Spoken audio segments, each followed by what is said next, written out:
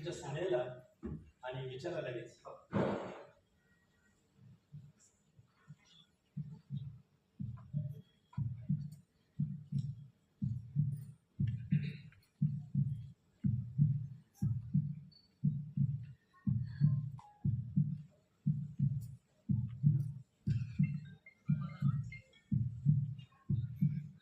झाला फोन.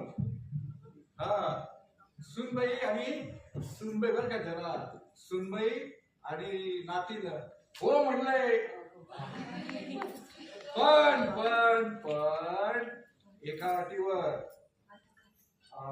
आमची नात तनुजा जशी आहे तशीच येणार विना मेकअप.